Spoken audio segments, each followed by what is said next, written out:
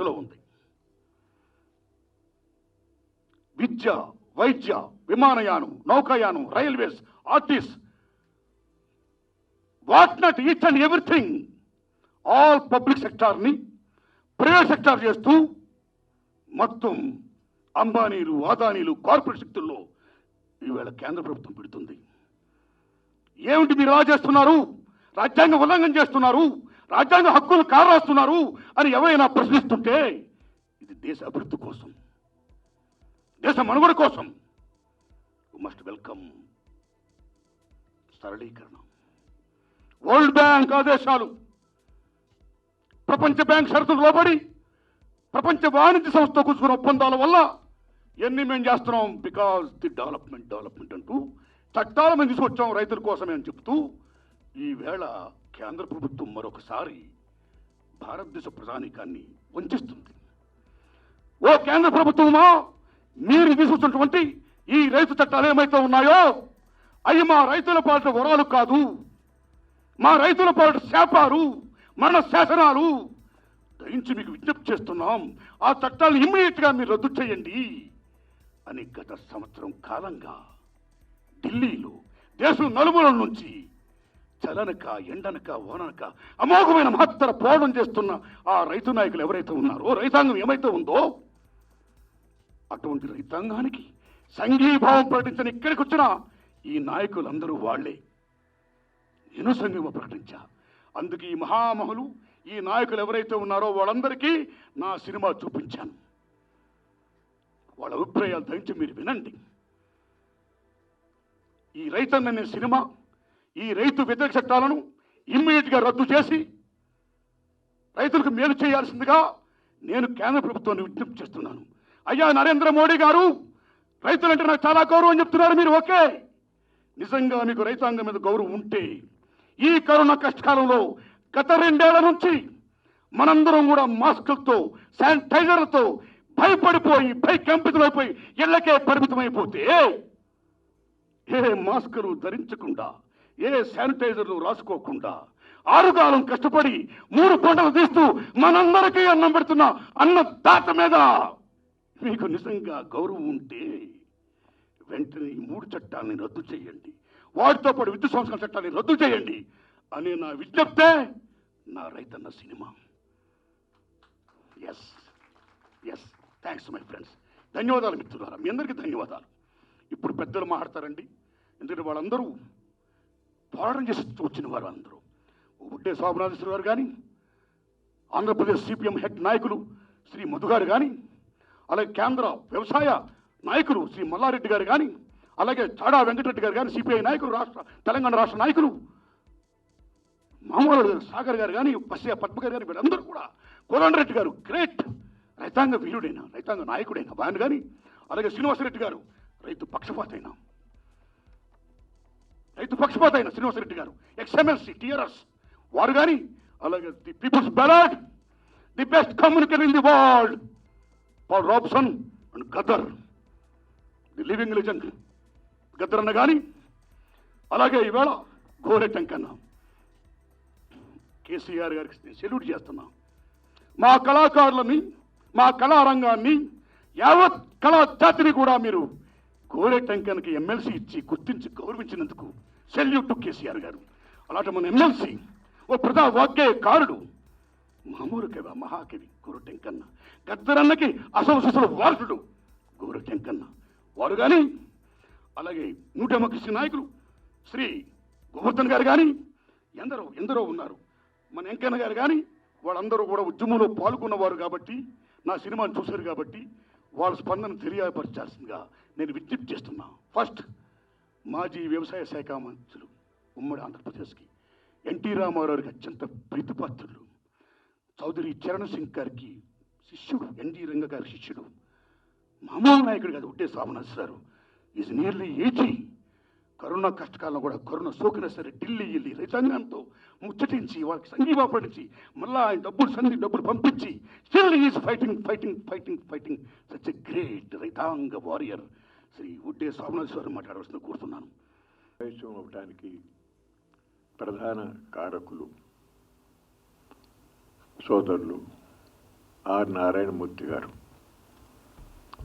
ఈనాడు భారతదేశంలో వ్యవసాయ రంగం పరిస్థితి, రైతుల యొక్క పరిస్థితి, వాళ్ళు ఎదుర్కొంటూ ఉన్నటువంటి సమస్యలు, కష్ట నష్టాలు, వీటన్నిటిపైన పులి మీద పుట్రలాగా పెనం మీద నుంచి పొయ్యిలో పడినట్టుగా ఇప్పుడు మోడీ ప్రభుత్వం తీసుకొచ్చిన 3 నల్ల వ్యవసాయ చట్టాలు, అట్లాగే విద్యుత్ సంస్కరణ బిల్లు, స్వామినాథన్ కమిషన్ సిఫార్సును అమలు చేయకపోవటం, అన్నిటి వలన జరగబోయేటటువంటి అనర్థకాలను కూడా కళ్ళకు కట్టినట్టు రైతన్న సినిమాలో ఆర్ నారాయణమూర్తి గారు చూపించటం ఎంతో సంతోషించదగిన విషయం. కోట్లాది మంది తెలుగు రైతులు, తెలుగు ప్రజలకు కళ్ళకు కట్టినట్టు ఢిల్లీలో ఉద్యమాన్ని కూడా అక్కడ రోడ్ల మీద ఇనుప మేకులు కాంక్రీట్ వేసి రైతులు రాకుండా కేంద్ర ప్రభుత్వం నిర్వహించినటువంటి దౌర్భాగ్యమైనటువంటి చర్యలు మన కళ్ళకు కట్టినట్టు చూపించారు. తుపాకీ కాల్పులు ఇవన్నీ కూడా చూపించారు. నిజంగా వారికి నేను నాకన్నా చిన్నవారేమో శిరస్సు పెంచి పాదాభివందనం చేస్తున్నాను. ఎందుకంటే మాటలు చెప్పడం తేలిక, కానీ ఆచరణలో చేయటం చాలా కష్టం. వేదిక మీద అందరూ పెద్దలు, చాలామంది పెద్దలందరూ కూడా ఉన్నారు. చాలామంది వారి వారి మాటలు చెప్పాలి కాబట్టి క్లుప్తంగా ఒక 2-3 విషయాలు మాత్రం మనం చేస్తాను. వారందరూ చెప్పారు, ఒక ముఖ్యమంత్రి నేను స్వామినాథన్ కమిషన్ సిఫార్సును అమలు చేస్తాను అని. అసాధ్యమేం కాదు. ఈనాడు కేరళ ప్రభుత్వం, పినరాయి గారి ప్రభుత్వం ధాన్యానికి స్వామినాథన్ కమిషన్ సిఫార్సును అమలు చేస్తూ ఉంది. అంతేకాకుండా కూరగాయలు, పండ్లకు కూడా ఈ రోజున మినిమం సపోర్ట్ ప్రైస్ డిక్లేర్ చేసి ఇటు రైతులకు అటు వినియోగదారులకి కూడా మేలు చేస్తూ ఉన్నటువంటి పరిస్థితి జరుగుతూ ఉంది. ప్రభుత్వాలు అనుకుంటే అసాధ్యమేం కాదు. ప్రతి సంవత్సరం కేంద్రం బడ్జెట్లో ఇన్కమ్ ట్యాక్స్ రాయితీలు, ఎక్సైజ్ డ్యూటీల రాయితీలు, కస్టమ్ డ్యూటీస్లో రాయితీల ద్వారా కొన్ని లక్షల కోట్ల రూపాయల ప్రభుత్వానికి రావాల్సిన ఆదాయాన్ని, రెవెన్యూని కోల్పోతూ ఉన్నటువంటి పరిస్థితి జరుగుతూనే ఉంది. అట్లాగే ఇందాక అందరూ చూపించినట్టుగా చెప్పారు, 82,000 కోట్లు ఈ మోడీ గారి ప్రభుత్వమే ఈ 7 సంవత్సరాల్లో 8 లక్షల కోట్ల రూపాయలు కార్పొరేట్ పెద్ద పెద్ద బడా సంస్థలకు సంబంధించినటువంటి రుణాలు మాఫీ చేసినటువంటి ఘనమైన చరిత్ర కూడా ఈ ప్రభుత్వానికి ఉంది. కానీ రైతుల ఏడలు మాత్రం తీవ్రమైనటువంటి నిర్లక్ష్యం వహిస్తూ ఉన్నారు. ముఖ్యంగా అందులో చెప్పారు, దాంట్లో 100కి 100 పళ్ళు కూడా వాస్తవం ఉంది. నేను సుప్రీంకోర్టులో దావా వేశాను ఈ విషయంలో. ఇది రాజ్యాంగ విరుద్ధం. రాజ్యాంగం ప్రకారంగా వ్యవసాయ మార్కెటింగ్ అనేటటువంటి రాష్ట్రాల పరిధిలో లిస్టు 2లో ఉన్నాయి. వీటి మీద కేంద్ర ప్రభుత్వం కానీ పార్లమెంట్ కానీ చట్టం చేస్తానికి వీల్లేదు. ఒకవేళ చెయ్యాలి అనుకుంటే ఉమ్మడి జాబితాలోకి తీసుకురావాలి. దానికి ముందుగా రాజ్యాంగ సవరణ చేసి ఉమ్మడి జాబితాలోకి తీసుకొచ్చి అప్పుడు రాజ్యాంగ సవరణ చేసి అప్పుడు ఈ చట్టం చేసే అధికారం ఉంది, కానీ అంతవరకు లేదు. అంతేకాకుండా రాజ్యసభలో అక్కడ సభ్యులు 232 నిబంధన కింద ముందుగానే నోటీస్ ఇచ్చారు, సెలెక్ట్ కమిటీకి పంపాలి అని చెప్పి. చర్చ జరిగినప్పుడు ఓటింగ్ నిర్వహించాలి అని చెప్పి చేతులెత్తి డిమాండ్ చేశారు. దానిని తిరస్కరించడం అనేది ఇంతవరకు ఎప్పుడు కూడా జరగలేదు. మొన్న అప్రజాస్వామికంగా రాజ్యసభ బిజినెస్ రూల్స్ను కూడా అతిక్రమించి చట్టాన్ని మూదువాణి ఓటుతో పాస్ చేశామని అన్నారు. రాజ్యాంగం ప్రకారంగా పార్లమెంటులో మెజారిటీ సభ్యుల యొక్క ఆమోదం ఓటింగ్ ద్వారా తెలిసినప్పుడు మాత్రమే ఆ బిల్లు చట్టం అవుతుందని చెప్పి రాజ్యాంగంలో కూడా ఉంది. ఈ అంశాలన్నింటినీ కూడా పేర్కొంటూనే సుప్రీంకోర్టులో దావా వేయటం జరిగింది. అప్పటికే 2-3 వేసి ఉన్నారు. దానితో నేను వేసినటువంటి దావాను కూడా జతపరిచి ఈ వేసవకాల సెలవు అనంతరం టేకప్ చేస్తామని చెప్పి అన్నారు. నాకు పరిపూర్ణమైనటువంటి విశ్వాసం ఉంది. విచారణ జరిగితే తప్పనిసరిగా 3టిని కూడా కొట్టేస్తారు. అట్లాగే ఈ విద్యుత్ సంస్కరణ బిల్లు, ఇది అదానీ గారి ఆఫీసులో తయారైనటువంటి బిల్లు. డాక్టర్ కేఎల్ రావు గారు వారి అబ్బాయి అశోక్ రావు గారు ఢిల్లీలో మొత్తం భారతదేశంలో ఉన్నటువంటి విద్యుత్ ఇంజనీర్ల అసోసియేషన్కి ఆయన ఫెడరేషన్కి ఆయన ప్యాట్రన్గా ఉన్నారు. వారు ఇచ్చినటువంటి సమాచారం ప్రకారంగా అలా జరిగింది. అంతేకాకుండా ఈ రోజున ఇదివరకు కాంగ్రెస్ ప్రభుత్వంలో ప్రైవేటైజ్ చేసినటువంటి విధానం వేరు.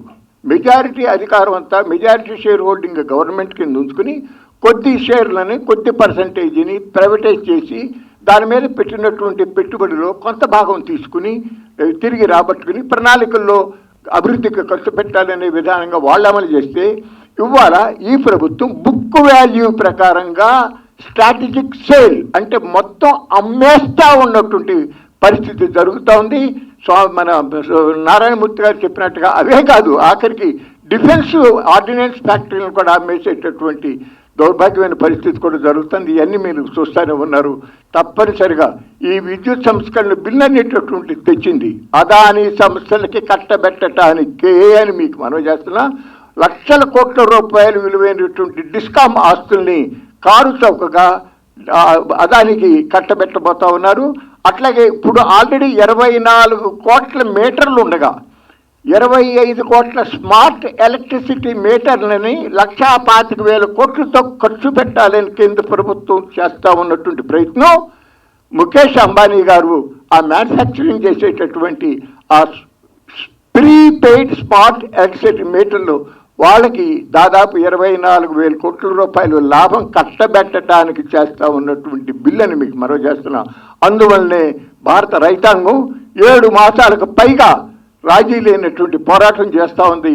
ఇది జీవన్మరణ సమస్య రైతాంగానికి సంబంధించి 100కి 100 పాళ్ళు ఈ ఉద్యమం జయప్రదం కావాలి, వ్యవసాయం నిలవాలి, రైతు గెలవాలి. దానికి కృషి చేస్తూ ఉన్నటువంటి ఆర్ నారాయణమూర్తి గారికి మరొకసారి హృదయపూర్వకమైన అభినందనలు, ధన్యవాదాలు తెలియజేస్తూ సెలవు తీసుకుంటాను. నమస్కారం. వేదికైనటువంటి అనేక మంది పెద్దలకు, పాత్రికేయ మిత్రులకు నమస్కారాలు. నేను ఊహించింది ఒకటి, ఇక్కడికి వచ్చిన తర్వాత జరిగింది మరొకటనే సామెత గుర్తుకొస్తా ఉంది. రైతన్న సినిమాకు సంబంధించి నేను చూస్తూ ఉంటే ఒకవైపున నా కళ్ళల్లో నీళ్ళు తిరుగుతూ ఉన్నాయి, రెండో వైపున ఆలోచనలు పెళ్ళుపుకుతూ ఉన్నాయి. అంటే ఆర్ నారాయణమూర్తి గారు అనేక సినిమాలు తీశారు, కానీ ఇప్పుడు ఇవాళ అన్నదాత రైతన్న, ఆత్మహత్యల పాలవుతున్న రైతన్న, అన్నం పెట్టే రైతన్నకు సున్నం పెడుతున్న పాలకులకు సంబంధించినటువంటి వారి నిజ స్వరూపాన్ని కళ్ళకు గట్టే పద్ధతిలో బయటపెట్టేటువంటి ఆర్ నారాయణమూర్తి గారికి నా వైపున, నా పార్టీ వైపున ఉదయపోయినటువంటి అభినందనలు తెలియపరుస్తా ఉన్నాను. వారు చాలా లోతుగా విశ్లేషణ చేసి అధ్యయనం చేసి మరి ఆ పాటలు, అందులో గద్దర్ అనేది కూడా ఒక పాట ఒకటి ఉన్నట్టున్నది, వందే మాత్రం కూడా ఒక పాట ఉన్నట్టున్నది నాకు అయింది. ఆ పాటలు, ఆ నటన, అవన్నీ సన్నివేశాలు, ఇవన్నీ చెప్తే టైం లేదు, చాలామంది పెద్దలు మాట్లాడాల్సిన అవసరం ఉన్నారు. ఏదైనా ఆ సన్నివేశాలు కళ్ళ గట్టిగా ఉన్నాయి. ఈ రైతన్న సినిమా ఇది అన్ని రకాల కూడా ఈనాడు రైతాంగానికి ఒక దిక్చూసిగా, ఒక భవిష్యత్తుకు ఇది ఒక బాసరగా ఉండేందుకు, ధైర్యాన్ని అందించేందుకు మరి సీరియస్గా ఈ తోడ్పడుతుందని అనుకుంటా ఉన్నాను. కేంద్ర ప్రభుత్వం అన్ని రకాలు కూడా మరి మన పెద్దలు సోమనాథేశ్వరి గారు బాగా వివరాలుగా చెప్పారు, అందుకని నేను ఎక్కువగా చెప్పను. ఇలా మోడీ ప్రభుత్వం మోసాలు చేస్తున్నది, దగా చేస్తున్నది, అన్ని వర్గాల ప్రజలను వాళ్ళ జీవితాలతో ఆడుకుంటున్నది. అందులో వ్యవసాయంలో కూడా కార్పొరేటీకరణ, ప్రైవేటీకరణ అంటే ఇంకేది వదిలిపెట్టరా? ఇప్పటికే రక్షణ రంగము, రైల్వే రంగము, ఉక్కు పరిశ్రమలు లేకుంటే అన్నీ పోయినాయి. ఇప్పుడు ఏమీ బిఎస్ఎన్ఎల్ అన్నీ పోయినాయి, ఎల్ఐసి లాభాలు ఉన్నాయి. 1, 2, 3 చెప్తే టైం వృధా అవుతుంది. ఏదైనా కూడా అన్నిట్లో కూడా మీరు మరి అన్ని రంగాలను కూడా కార్పొరేట్ చేసుకుంటూ, నేనైతే చిన్నప్పుడు వినేవాడిని, నేను కమ్యూనిస్ట్ పార్టీకి వచ్చినాక టాటా, బిర్లా అనేది వాళ్ళు ఎక్కడికో పోయింది. ఇప్పుడు ఆదాని, అంబానీలు వచ్చేసారు. అంటే అలాంటి స్థితి ఈరోజు ఏర్పడ్డది. కాబట్టి ఆదాని, అంబానీ కొరకే సహజ వనరులు ఇవన్నీ దోసిపెట్టి, అంటే దోసుకోండి దాసుకోండి అనే రీతిలో ప్రపంచంలో మీరు పెద్ద ధనవంతులు కండి అనే పత్రుల్లో ఈ నరేంద్ర మోడీ ప్రభుత్వం తీసుకుంటున్న చట్టాలకు సంబంధించిన విషయంలో మరి సీరియస్గా ఇలా అన్ని పొందుపరచబడ్డాయి. మనకు అన్ని కూడా అన్ని సన్నివేశాల్లో కూడా విశదీకరించి ఉన్నాయి. తర్వాత ప్రభుత్వాలు అనుసరిస్తున్న విధానాలు కూడా ఎండగట్టాయి. తర్వాత ఏదైనా స్వామినాథన్ కమిషన్ సిఫారసులు అనేటువంటిది ఇవాళ ప్రతి ఒక్క రైతు గుండె నుంచి రైతు నోటి నుంచి వచ్చినటువంటి మాట, ప్రజలు చర్చనీయంగా ఉన్న మాట. అనేక అంశాలను కూడా నేను ఇంకా ఎక్కువగా చెప్పకుండా అనేక అంశాలు కూడా క్రోకరించి రైతన్న సినిమా తీసుకురావడం అనేది ఈనాటి అప్రోప్రియట్ టైం, అంటే సరి అయిన సమయంలో సరైన రైతన్న సినిమా తీసుకొచ్చినటువంటి ఆ నారాయణమూర్తి గారి ఈ రైతన్న సినిమా తప్పనిసరిగా ప్రేక్షకులు ఆదరించి అభిమానించి పెద్ద ఎత్తున మరి చూస్తారని చెప్పి ఆశావాదాన్ని వ్యక్తం చేస్తూ రైతన్న సినిమా 100% సక్సెస్ కావాలని ఆకాంక్షిస్తూ నారాయణమూర్తికి మరొకసారి అభినందన తెలుపుతూ సెలవు తీసుకున్నాం. ఇంకా ఈ 2 గంటల ఈ సినిమాలో ఒక మంచి సందేశం అందించారు నారాయణమూర్తి గారు. ఇది మామూలుగానైతే నారాయణమూర్తి గారి మాటలో కానీ చేతిలో కానీ అడుగులో కానీ ఆవేశం బాగా ఉంటుంది. ఆవేశం నిజంగా అది చాలా సమాజంలో ఎక్కడైనా ఏ రంగంలో అయినా ఎవరికైనా ఇబ్బంది వస్తే దాన్ని ఎదుర్కోవడానికి తనకున్న విద్య. సినిమా తీయడం అంటే చాలామంది డబ్బుల కొరకు తీస్తారు, చాలామంది పాపులారిటీ కొరకు తీస్తారు. ఈ రైతు ఈతి బాధలు, వ్యవసాయము, రైతు కూలి, కౌలు రైతు, వీటి విషయంలో సినిమా తీయడం అని అంటే మామూలు మాట కాదు. ఇందులో ఒకటి నారాయణమూర్తి గారిని నేను మనసారా అభినందిస్తున్నా. నిజంగా ఒకనాడు రైతుకి సమాజంలో ఎంత గౌరవం ఉండేది. నా చిన్నతనంలో ఎండాకాలంలో పంటలు కోసిన తర్వాత కలెక్టర్ ఊరికి వచ్చేటోడు. అయితే చాలామంది వక్తలు మాట్లాడేది ఉంది. నిజంగా చెప్పాలంటే ఇవాళ ఇంతకుముందు సెంట్రల్ గవర్నమెంట్ చేసిన ఈ రైతు సూత్రాలను గత 7 మాసాల నుంచి నార్త్ ఇండియాలో చలి అనకుండా, ఎండ అనకుండా, రాత్రి అనక, పగలనక వాళ్ళు ఉద్యమాలు చేసుడు చేస్తూనే ఉన్నాము, చూస్తూనే ఉన్నాం. అయినా సెంట్రల్ గవర్నమెంట్కు ఈగ గుట్టినట్టు కూడా అవుతలేదు. అయితే ఇక్కడ నేను చెప్పాల్సింది ఏంటంటే, నేను అగ్రికల్చర్ ఫ్యామిలీ నుంచి వచ్చిన, అయితే నాకు 30 సంవత్సరాల కింద నాకు చిన్న ఎక్స్పీరియన్స్. మా కాస చిన్న ఆయన కొడుకే పుచ్చకాయలు మా ఊర వరంగల్ అర్బన్లోనే ఉంటుంది, మార్కెట్కి తీసుకుపోయిండు 2 బండ్ల నిండా. రైతులు ఉడతలు కాదు ఉడుములు అని చెప్పేసి పద్ధతుల్లో ఈ సినిమాలో సందేశాన్ని చూపించారు. 3వ అంశం దమ్ము చేయటమే కాదు పోరాడే దమ్ముంది అని చెప్పేసి దీంట్లో ఆ సినిమాలో సందేశాన్ని చూపించారు. చాలా చక్కగా, చాలా ఇన్స్పైర్గా ఉంది. చివరిగా అంటే కౌలు రైతులకు సంబంధించి ఒక అంశం చెప్పారు. దాంట్లో నేను కూడా అదే చెప్తున్నా. దాన్ని కాస్త వాస్తవ పరిస్థితిని దృష్టిలో పెట్టుకొని ఈరోజు కౌలు రైతుని భూ యజమానులు దోపిడీ చేస్తూ ఉన్నారు, వడ్డీ వ్యాపారస్తులు దోపిడీ చేస్తూ ఉన్నారు, ధాన్యం వ్యాపారస్తులు దోపిడీ చేస్తూ ఉన్నారు, విత్తనాలు అమ్మేవాళ్ళు. అన్న నాకు మంచి వేషం ఇచ్చారు, చేయించారు. ఇక్కడ ఒక్క మాట చెప్పదలుచుకుని నేను సినిమా సమావేశాలకి మీటింగులకి ఈ సమావేశానికి మీటింగ్కి చాలా తేడా ఉంది. మీ అందరూ ఇట్టే పసిగడతారు. ఎందుకంటే సమాజ జీవనంలో ప్రముఖ పాత్ర వహించేటువంటి వారు రైతు నాయకులు, ప్రజానాయకులు, రాజకీయ నాయకులు, ప్రజా కళాకారులు, ప్రజా యుద్ధ నౌక, ప్రజా వాగ్గేయకారులు, ఇలా ఒక ప్రజా కళాకారుడు ఏర్పాటు చేసినటువంటి సభ.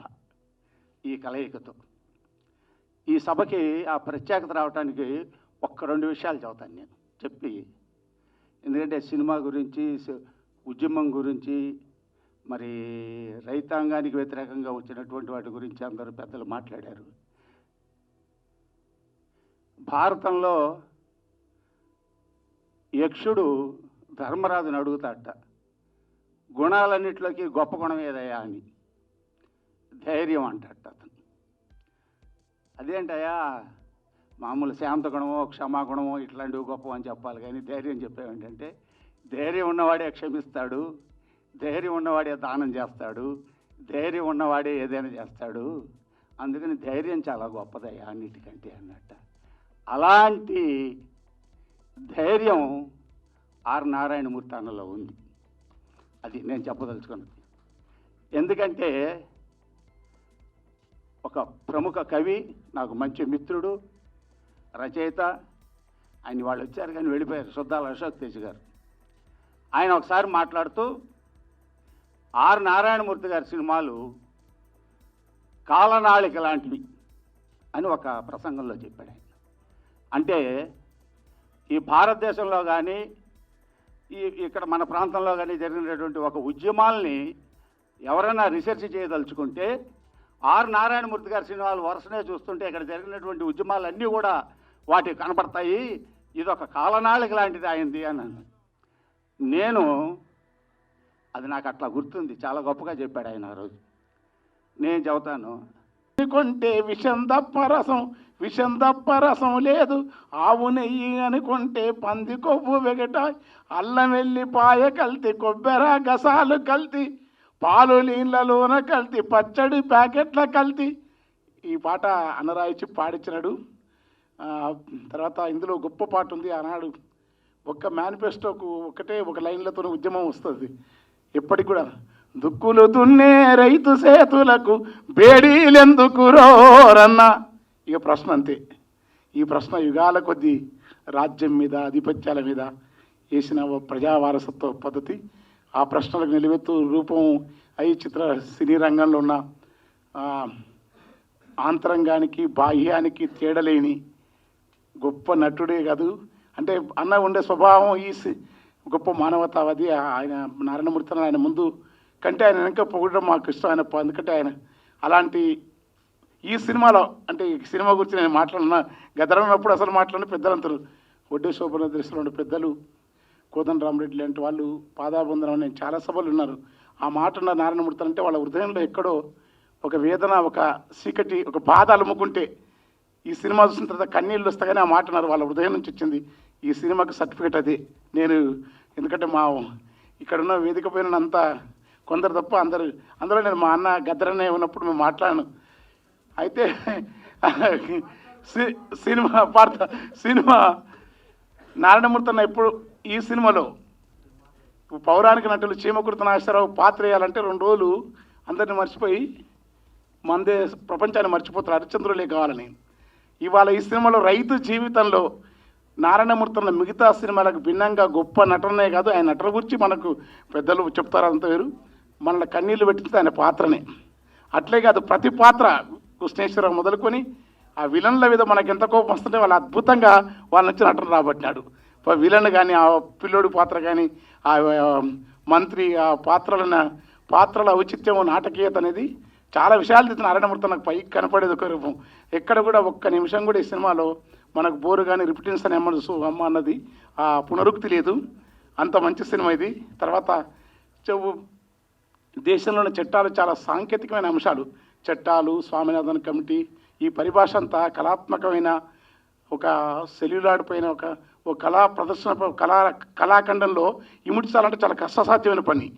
ఈ జర్నలిజంలో వచ్చే అంశాన్ని చాలా జీవితంతో అన్వయించి ఎక్కడ కొనసాగినట్టు మనకు చదువుతున్నట్టు సీరియస్గా అద్భుతంగా కళాఖండంగా భారతదేశ చట్టాలు, రైతాంగ వ్యవస్థ, జరుగుతున్న మార్పులను ఒక గంటన్నర నీళ్ళలో చూపడం అనేది నారాయణమూర్తి అన్నకే సాధ్యం, అది సత్యం, అది బావు. సినిమా చాలా గొప్పగా ఉంది నేను చెప్తాను. ఎందుకనే చూసిన వాళ్ళందరూ కూడా కన్నీళ్ళు పెట్టినారు. పాటలు కూడా అట్లాంటి పాటలే. అశోక్ అన్న పాట కానీ, పెద్ద ఆయన పాట కానీ, నా 2 పాటలు, అన్న పాటలు, అన్ని పాటలు మంచి పాటలు ఉన్నాయి ఈ సినిమాతో. నారాయణమూర్తి గురించి చెప్పుకోవాలంటే నేను 30 ఏళ్ళ నుంచి అన్న ఉద్యమాల నుంచి, వామపక్ష ఉద్యమం, విప్లవోద్యమం, వాటి అభిమానిగా, వాటి పట్ల గౌరవం ఉన్నవాడిగా నారాయణమూర్తి అన్న జీవితం మేము చెప్తాం. ఎక్కడన్నా నాలంటుడు కొద్దిగా తప్పుతాడు, కానీ నారాయణమూర్తి అన్న నికార్స్ అయిన శ్రామిక వర్గ పక్షపాతి, న్యాయపక్షపాతి, ధర్మపక్షపాతి. ఆయన ప్రభుత్వం సబ్సిడీ అడిగిన నాకు నవ్వు వచ్చినప్పుడు సబ్సిడీ కాదు స్థలాలు ఇస్తేనే వస్తున్నాడు ఆయన. చాలామందికి ఆయన వ్యక్తిగత జీవితం కానీ రైతు జీవితం స్వతహాగా ఆ కుటుంబం 40-50 ఎకరాల కుటుంబం, వాళ్ళ నాన్న వాళ్ళ తమ్ముడు అన్న రౌతుల పూడిపోతే ఆ రైతాంగ జీవితం అంత తెలుసు కనుక దాన్ని అంత అనుభవించడానికే అంత అద్భుతంగా ఈ సినిమాలో వచ్చింది. ఇది ఈ సినిమాకు సంబంధించింది. దురదృష్టం అంటే భారతదేశంలో నల్ల చట్టాలను నిరసించాలా. గతంలో వాజ్పేయి లాంటి వాళ్ళు కొంత తినేది. రాను నేతలకు ఏ దేశంలో ఇన్నేళ్ల పరిపాలనలో నెహ్రూ ఉన్నాడు, ఇందిరాగాంధీ ఉన్నారు, ఇంకోరును కానీ పేర్లు చెప్పను కానీ ప్రముఖంగా ఇద్దరు ఆ రాజకీయ పార్టీ స్వభావానికి భిన్నంగానే ఒక కౌటిల్యం, ఒక చాణక్యం, ఒక దుర్మార్గమైన నిరంకుశమైన చట్టాలతోని క్రూరంగా ఎవరి మాట అయినంత అంత బుద్ధిమం జరుగుతూ ఉంటే, అంత రైతులు అంత సలిలో వణుకుతూ ఉంటే కఠినంగా కర్కశంగా ప్రాణ మృత్యు ప్రీతిని అనుభవించే రాజ్య నేతలను కట్టుకావర మనుభూతం విసిరిన కసి విషపుకోర కాటునబడి ఎటు దోజక పారెను కన్నీటి దార కీడునే పల్లకిల మోస పీడకులే కొలువు తీర గోడే మిగిలిన దీనులకు ఎవరి ఆసరంటే ఇలాంటి కళాకారు నారాయణమూర్తి లాంటి వాళ్ళు, గద్దం లాంటి వాళ్ళు, వాళ్ళ అవసరము వాళ్ళ ఆ పని. తర్వాత ఈ కసితో పాటు తెలంగాణ ప్రభుత్వం నేను ఏదో విమర్శించని చెప్తలేను, చాలా రైతు బంధు హిస్టారికల్ పథకం చెప్పాలి, అట్లా ఆ బ్యాలెన్స్ చెప్పినారు. అది రైతు బంధుకం ఎందుకంటే ఆ మంచి పథకం అది. తర్వాత నిరంజన్ రెడ్డి లాంటి వామపక్ష భావాలను అతను కొంటామని చెప్పడం, కొన్నారు కూడా. కొంత ఈ ప్రత్యామ్నాయ విజయన్ కానీ కేసీఆర్ కానీ జగన్ గారు అంటే నాకు చూడలే అక్కడ, కానీ అక్కడ కూడా జరుగుతూ ఉన్నది. కొంత మెరుగు అంటే ఉన్నాయి, ఇప్పటికీ ఖచ్చితంగా ప్రభుత్వాలలో మార్పు రావాలా జరుగుతారు. ఆ మెరుగును కూడా ఒక పాజిటివ్ కోణం, ఒక నిరంకుశ చట్టాలు, ఒక నెగిటివ్ దుఃఖాన్ని ఎంత చిత్రగా బట్టి సినిమాను చూసాక 3 సార్లు నా పక్కన నా పెద్ద ఆయన ఏడిచినాడు, ఇక్కడ వాళ్ళు ఏడిచినారు, కన్నీళ్ళు పెట్టినారు. ఆ డైలాగ్స్ అయితే పంచులు మీరు కొనే వస్తువుల దగ్గర పెట్టుబడిదారుల రుణాలు, నీరవ్ మోదీగాడు వాడు వీడు ఎగేసుకో, పైకేమో దేశభక్తి, పైకి జాతీయత. నాకు ఇష్టమే, నాకు ఈ దేశం అంటే ఇష్టం, వాజ్పేయి లాంటి మహాత్ములు ఇష్టం, గోవిందాచార్య లాంటి వాళ్ళు బీజేపీలో చాలా గొప్ప తరం ఉన్నది, ఏ కాదనం అది. ఏ రాజకీయ పార్టీని విలువలు ఉన్న వాళ్ళు అంటారు, కాంగ్రెస్లో అంటూ ఉన్న వాళ్ళు అంటారు, సుందరయ్య గారు లాంటి వాళ్ళు అంటారు. కానీ ఈ చట్టాలు ఇలాంటి కిరాతకత్వాన్ని ఇంతమంది ప్రాణాలు పోతుంటే అంత కఠినంగా కరగకుండా వాడెట్లా ఊడతారు తండ్రి? అట్లాంటి వాళ్ళు ఉన్నప్పుడు ప్రశ్నించకుండా ఎట్లుంటారు? అదేం పద్ధతి? ప్రశ్నించకపోతే దుర్మార్గం ఉంటుంది. అంత కఠినత్వం ఎట్లుంటుంది? అలాంటి పద్ధతులేంది అని ఈ సినిమా చూస్తే ద్వేషం కలుగుతుంది, రైతు పక్షపాతం. ఈ సినిమాని తీసిన నారాయణమూర్తి అన్నకు నేను ఎప్పటికీ, గద్దరన్నకు, నారాయణమూర్తి అన్నకు, వంగపండు గారికి వినమ్రంగా పాద నమస్కారాలు చేస్తూ, ఇక ఇప్పటికే ఎక్కువైంది, నేను ఏం మాట్లాడను. చాలా ఆ అనుబంధాల పాట అన్నీ మంచి సినిమా. ఆడాలి, ఇది ఆడాలి, మనం తీసుకుపోవాల్సిన అవసరం. నారాయణమూర్తి అన్నకు ఆడకుండా కోట్ల రూపాయల కమర్షియల్ అని ఇప్పుడు ఒక మిత్రున్నాడు, ఎర్ర సైన్యం భూమి ఆకాశంలో ఉన్న సినిమాని కిందికి పంపించింది, కోట్లు గుమ్మరించింది, వేగు చుక్కలు గుమ్మరించినాయి, దండోర గుమ్మరించింది. ఆయనకు సినిమా టెక్నిక్ తెలిసి గుమ్మరించగలిగితే నిబద్ధ ఈ సినిమా కూడా ఇంత కరోనా కాలంలో ఇది గుమ్మరిస్తుంది. పైసలు అన్నకు పైసలే కావాలనుకుంటే చాలా పెద్ద వాళ్ళు చెక్కులు రాసి తీసి ఇట్లా నా ముంగల ఇచ్చిన నాకు తెలుసు. అట్లాంటి ఆయనకు లేదా అదృష్టం అది, ఒక యోగిలాగా బతకడం, సుఖాలను హయ్యికాలను దహించడం. గద్దరన్న కూడా చెప్తుంటారు పెద్ద ఆయన. ఇట్లా ఒక తరం వీళ్ళంతా. ఇది నమస్కారం. మార్క్స్ చివరిగా క్యాపిటల్లో ప్రాఫిట్ ఈజ్ చీటింగ్ అంటాడు క్లియర్గా. అంటే ప్రాఫిట్ చిన్న కాదు, ఆయన చనిపోయే క్యాపిటల్లో. రెండవది మార్క్స్ తను చనిపోయినప్పుడు తను లండన్ లైబ్రరీలో రాసుకుంది, కానీ అతని మిత్రులు అంటే అతను ఎత్తుకొని పోయేటప్పుడు ఓ 4 మొత్తుకుంటోళ్ళు ఓడు మొత్తుకుంటోడు ఉండాలి కదా, ఎవరు లేరు. ఆ డబ్బా ఏదో సంపాదించుకొని అలా పెట్టి మోసుకొని పోయి ఎవరికి కనిపించకుండా లండన్లో ఎక్కడో పాతి పెట్టారు. మీలాంటి పత్రికా విలేకరులు రీసెర్చ్ చేస్తూ అది వెతకంగా ఒక చిన్న శిల్పం కనిపించింది. The philosophers interpreted the world, the universe, but the question is how to change it. తత్వవేత్తలు ప్రపంచం గురించి భాష్యం మాత్రమే చెప్పారు, వాళ్ళు చాలా గొప్పవాళ్ళు. They are philosophers about the universe, about the society, about the future. I don't have any dispute with them. వాళ్ళతో నేను పెద్దగా తవ్వుపడను. కానీ ప్రశ్నలు ఏంటంటే ఇప్పుడు the question is how to change it. Raithanna అనే సినిమా it is an a political question on corporator system. This question is general question is different. మన తక్కిన సినిమాలన్నీ జనరల్ క్వశ్చన్లు ఉంటాయి. ఓ లవ్ ఉంటుంది, ఫెయిల్ అవుతుంది, జగమే మాయ అంటాడు, ఏమంటాడు ఇంకా మరి, మనదందరూ ఫెయిల్ అవుతుంది. That is a general question. But there is a difference between a general question and a political question. In the political question also, if you are questioning a system, 1990 తర్వాత globalisation వచ్చిన తర్వాత వాళ్ళు చాలా క్లియర్గా చెప్పారు, ఓ ప్రపంచ ప్రజలారా వినండి, మేము కనిపించం. ఇప్పుడు కార్పొరేటర్ గురించి చెప్పిన సినిమా అంతా కూడా అదే, మేము కనిపించం, మా ఫిలాసఫీ మీకు చెప్తున్నాం మేము. That is implemented since 1990.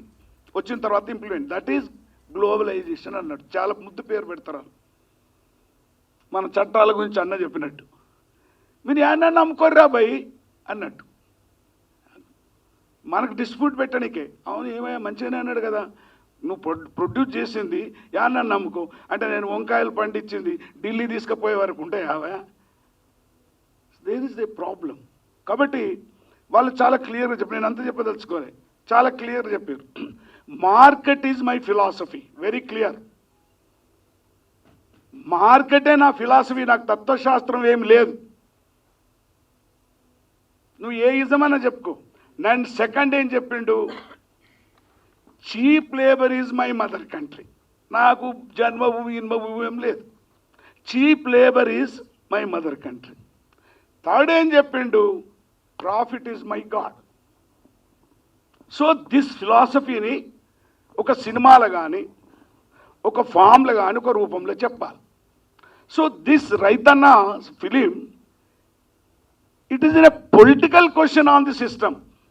Corporator system మీద ఆయన ఒక ప్రశ్నలు చెప్పాడు. ఈ సినిమా మొత్తంలో కార్పొరేటర్లు ది కల్చరల్ ఇన్వేషన్ ఎట్లా చేస్తారు అంటే, సాంస్కృతికమైన దండయాత్ర.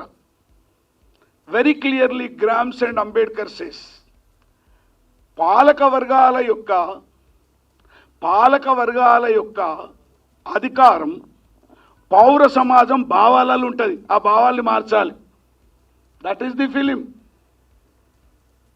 Wear the Gramsci says, Gramsci ఏమంటాడు, సాయుధ పోరాటం ఆయుధాల ద్వారా ఉత్పత్తి సాధనాల మీద నీ పెత్తనం వచ్చినా మరి భావాలు ఉన్నాయి కదా, రాముని మొక్కటోళ్ళు అది మొక్కటోళ్ళు.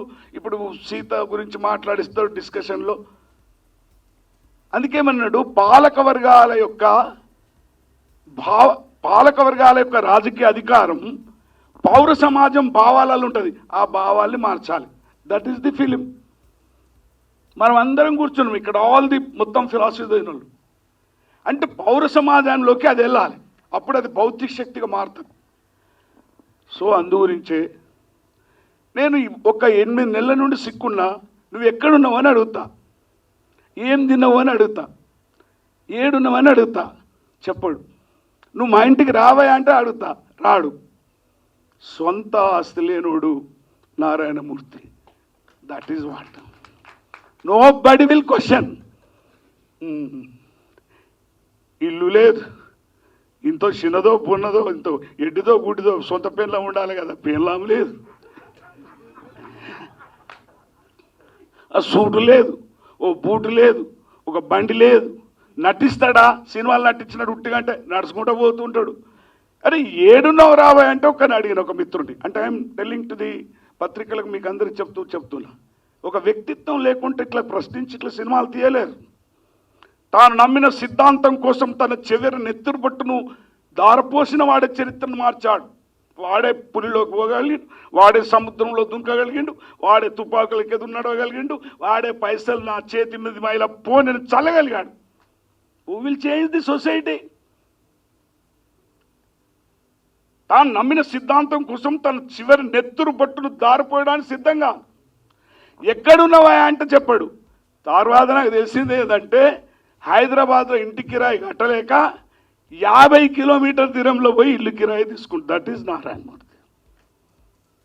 ఇంతమంది స్నేహితులము నువ్వు ఎందుకు పోతావు రాబోయే అని నేను అడిగాను.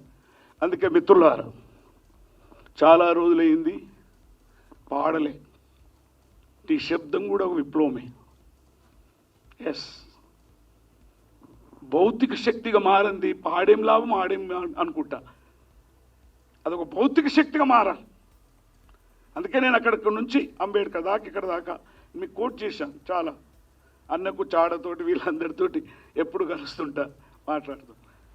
This cinema is a question on corporator వ్యవస్థ. ఎట్లా కార్పొరేటర్ ఎట్లా చూపించిండు, ప్రొడ్యూసరు కన్జ్యూమర్ అయిండు. గమ్మతల్లాది. అందుకే ఇప్పుడు ఇవన్నీ చచ్చిపోయారు. ప్రొడ్యూసర్ కన్జ్యూమరే కాదు, డెడ్ క్యాపిటల్ కొనుక్కొచ్చుకుంటారు రైతు. ఆయనకి పనికిరాని స్మార్ట్ ఫోన్, వాని పనికిరాని బెడ్లు ఇవి కొనుక్కొచ్చుకున్నా, అన్ని వీడు ఇచ్చినాయి. When the producer has become a consumer, then the consumer has come into the డెప్ట్. అభివృద్ధి అయ్యా, మందులు కొనుక్కొచ్చుకో, అది కొనుక్కొచ్చుకో, ట్రాక్టర్ కొనుక్కొచ్చుకో, నీకు అప్పులు ఇస్తా, కనిపించలే corporator. That is the actual system of this country. ప్రపంచంలో జరుగుతున్న కనిపించినటువంటి world bank, IMF, multinational company, WTO వీళ్ళు కనిపించరు. ఇంతకుముందు అన్న ఎవరో చెప్పారు, 6-7 ఉన్నారు. మన పెద్ద ఆయన కూడా చెప్పిండు, వాళ్ళు నడిపిస్తుంటారు, వాళ్ళు కనిపించరు. మనం ఎందుకు టాటానో ఇంకో 4-5 పేర్లు ఎందుకు? ఆ కనిపించని శత్రువును చూపిస్తాడు ఇలా ఈ సినిమాలో. ఒక ప్రొడ్యూసరు పెండేసుకొని పంట పండించుకుంటానికి, నీకు చాలా అభివృద్ధి అవుతుందంటే మందు కొనుక్కొచ్చుకున్నాడు, ట్రాక్టర్ కొనుక్కొచ్చుకున్నాడు, నీకు అప్పిస్తా అన్నాడు, లోన్ ఇస్తా అన్నాడు.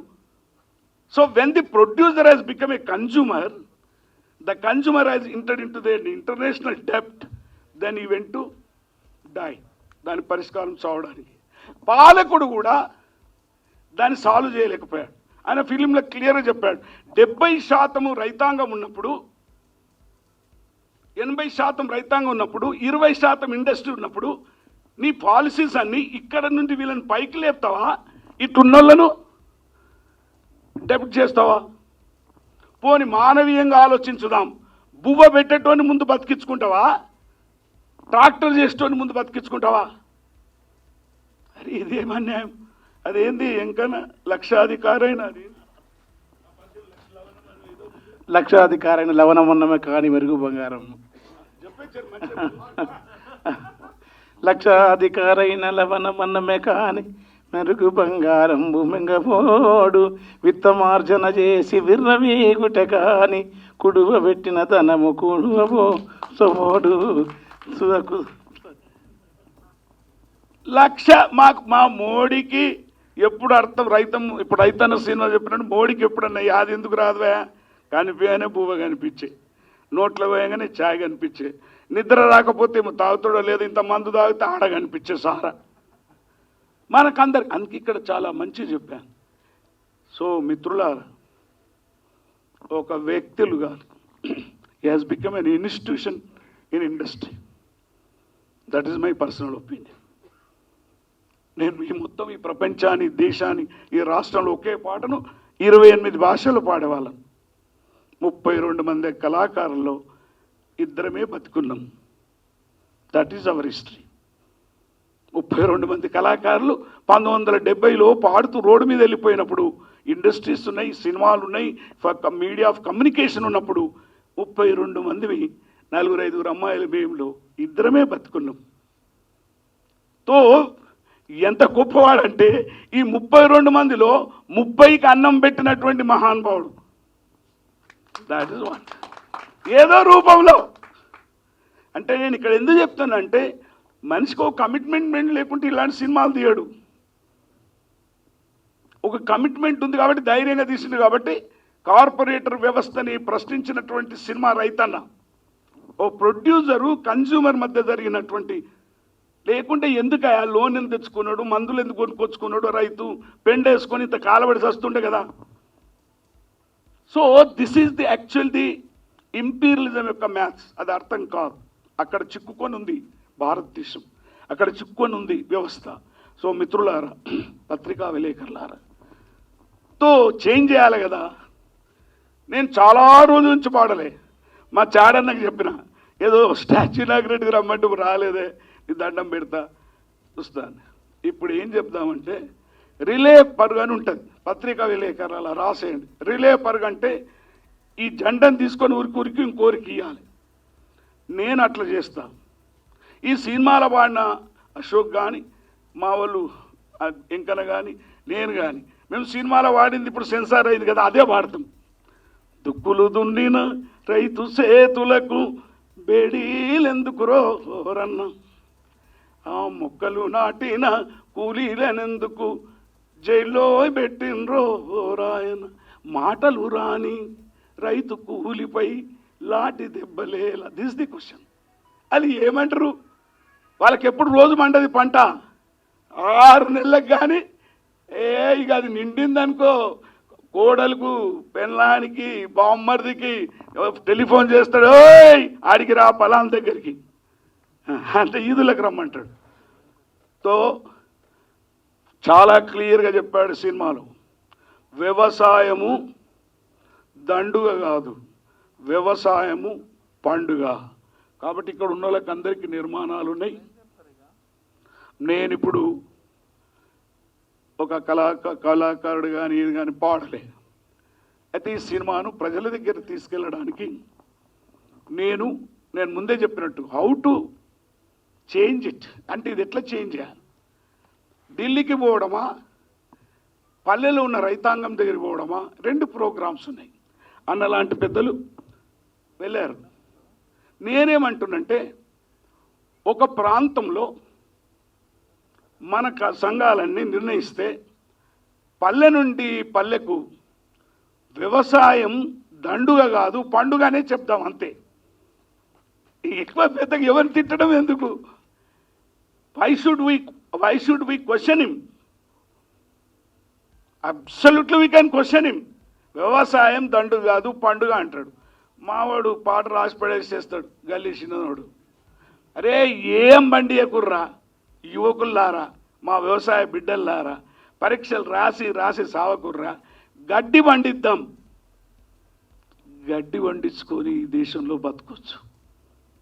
పుట్టి గడ్డి ఉంటే 2 ఆవులకు మేకలకు పడేసి బతకొచ్చు. బతకడం కష్టం కాదు ఈ దేశంలో. ఈ దేశంలో బతకడం చాలా ఈజీ. సకల సంపదలు గల్ల దేశములో దరిద్రం ఎట్లుందో, సుజలాం సుఫలాం ఇసి దేశమే రోటీ మ్యాంగై క్యూ రే బాయి. ఏం బాధలేదు. అందుకే Murthy, you are a institution, it's not a film, it's not a joke. Questioning a corporate system. ఆ ప్రశ్న political question is different, a general question is different. Political question is interrelated to the parliament, interrelated to this assembly, interrelated to the supreme court. ఆ సిస్టంలో ఉన్న 3ని ప్రశ్నిస్తుంది political ప్రశ్న. General ప్రశ్న జనరల్గా వస్తాం, ఏమయ్యా మాకు పెన్షన్ రాలే, ఇట్ ఈస్ ఎ జనరల్ ప్రశ్న, interrelated. But here when you are questioning a corporate system, you are questioning the parliament. నువ్వు పార్లమెంట్లో ఎందుకు రద్దు చేయమని అడుగుతున్నాడు. It's not easy. That is the film. అంటే అది ఫిలిము. దాన్ని నేను ఐఎమ్ పెద్ద లీడర్, చాలామంది పొలిటికల్గా ఉన్నారు. ఐఎమ్ అనలైజింగ్ యాజ్ ఎ పొలిటికల్గా చెప్తున్నా. పాటలు ఎట్లా రాస్తానో ఇది కూడా అట్లనే చెప్తా. మన ఆయనకి ఎప్పుడైనా పాట, మొన్న ఒక పాట వినిపించిన, ఏం రాస్తలేవు అన్నాడు.